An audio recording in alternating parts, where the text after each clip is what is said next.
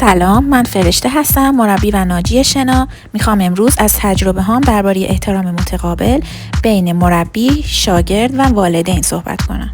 مربی فقط کسی نیست که تکنیک دست و پا یادت بده، بلکه مسئول ایمنی شاگردش هم هست، مخصوصاً وقتی با شخصی کار کنه که خیلی ترس از آب داره. مربی باید همزمان چند تا کار رو با هم انجام بده. سطح توانایی شناگر رو ارزیابی کنه، تمرین مناسب بده، مراقب خطرات استخر باشه، تصمیم‌های لحظه‌ای برای جلوگیری از ایجاد حادثه بگیره.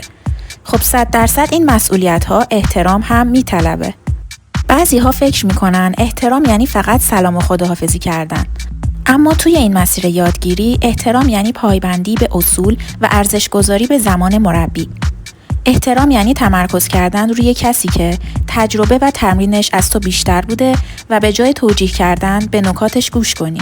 وقتی مربی اشتباهی رو بهت گوش سرد میکنه، تو به جای اینکه گارد بگیری و حالت دفاعی داشته باشی، به حرفاش گوش کن.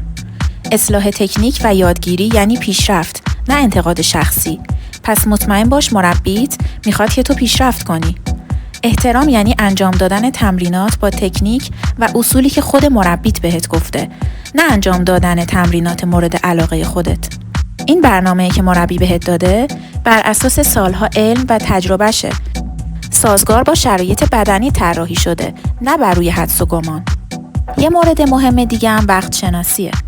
شاگردی که سر وقت در تمریناتش حاضر شه و وقت خودش و مربی و همتیمیاش براش مهم باشن، 100% به خودش و مربیش احترام گذاشته.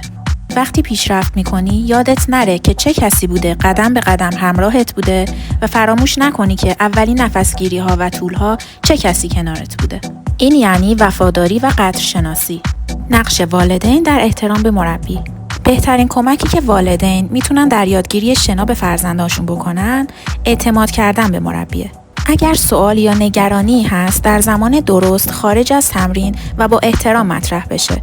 یادتون نره که اعتماد شما اعتماد فرزندتون رو میسازه. وقتی شناگر میبینه که مربی مورد احترام والدینش قرار میگیره، پس 100% خودش هم احترام متقابل به مربی میذاره و حرفش رو جدی میگیره.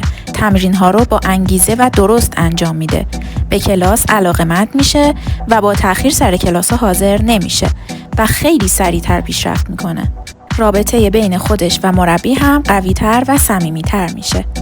پس نتیجه کلی که از این بحث میگیریم اینه که احترام به مربی شنا یعنی احترام به امنیت، آموزش و آینده شناگر. اگر این ویدیو براتون مفید بود، لایک، سابسکرایب و شیر فراموش نشه. ممنونم.